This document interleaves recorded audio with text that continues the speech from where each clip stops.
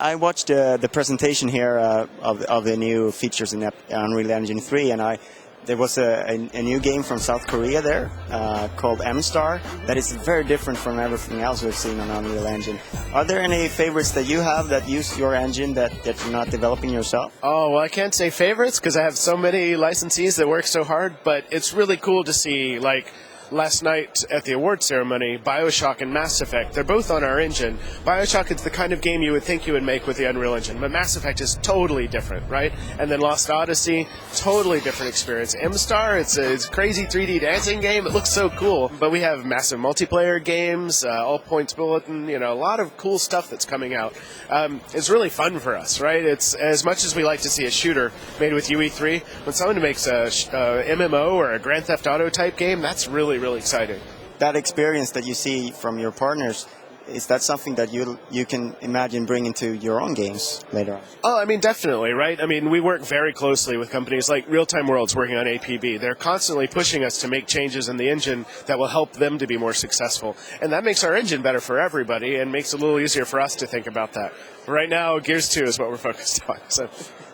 Okay, so I was talking to Randy Pitchford earlier, and they're making 3 games with Unreal Engine 3, and he was very happy with it. But of course, there has been some complaints about it as well, and the famous litigation that is going on and all of that. What's your opinion on that, and how do you move forward from that? And is that litigation holding you back somehow? Well, I can't really talk about the litigation. Unfortunately, that's how the court system works in the U.S. But I mean, we do just what you'd think, is we focus on all of our licensees. We give them the support they want, and I really love the success stories like Randy's shop, but we have a ton of success stories like that. And those are the guys, we do everything we can to help. Not everyone's happy 100% of the time, and I understand that, but we help them just as much.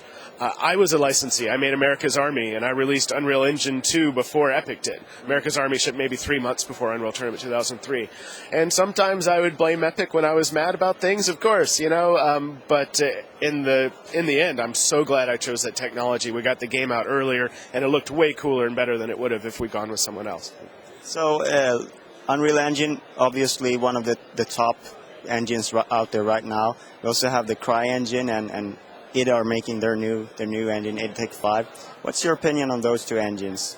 I mean, they're very, very cool stuff. I mean, we think we're better, but I mean, those guys are friends. We've known id guys forever. Jay Wilbur, who's our vice president, co-founded id Software however long ago, 15, 16 years ago, I guess. So, it's such a small industry, right? We know the Emergent guys really well making Gamereactor. They're right down the street from us in North Carolina. And we know the Vicious Engine guys. So we're all friends, and it's a friendly competition, I think.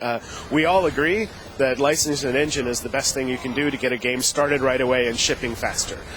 We think ours is the best for cross-platform. We think our tools are the best. We think ours is fastest. But they say the same thing, I'm sure. So, speaking of that, how many companies can you actually serve with Unreal Engine before it gets too big for you guys? Oh, well, the cool thing is we just keep scaling as we get more licensees. And in some parts, they support each other in a way because we have such a close community of licensees where one guy asks a question and maybe we answer it 2 hours later, but someone else has already answered it on the forums and shared that. And that's all searchable and everyone can see each other's answers and share their experiences. Our licensees will post code. Here's a problem we solved that it's not something that Epic wants in the main engine, but anyone who's making an MMO might like this code, so I'll share it with you and maybe you'll help me someday as well. So they're not competing on technology. Any company who's wanting to buy an engine isn't thinking that they're competing in technology, they're competing with their game. And so they're much more willing to work with each other. Does that make sense? So it scales very well. When you put your Unreal Technology sticker on a game, wouldn't you want that to be a sign of quality as well? Or how do you feel when a game ships that maybe isn't all that good and it has your sticker on it? And how does that make you feel? Well, I'll be honest. There's been a couple games that have been very controversial for content. People said, how could you let Postal be made with your engine? But we don't feel like it's our job to say your team is doing something that's maybe not generally accepted content, or maybe your artists aren't good enough or something like that. It's not our job, right? I mean, we're selling a technology. All I can do is try to make it as good as possible and as easy for them to use and hope they're successful. And I think, on the large part, you look at the games that we've had come out on our tech, they're the top games in the industry. They're really, really solid. So I look at the success stories. That's all I can do is say, look, our games are winning awards left and right, not just ours, but the people using it. So let's finish off by, can you give us any hint as to when we will get to hear more about Gears of War 2? When you'll get to hear more about it? Oh, wow. I don't know. I figure folks like you will keep asking and asking, and we'll just break. We won't be able to stand it anymore. So maybe in a few months? Yeah, well, we have to soon, right? Because I can't wait till November. Exactly. Thank you very much for your time. Hey, no problem. Thanks.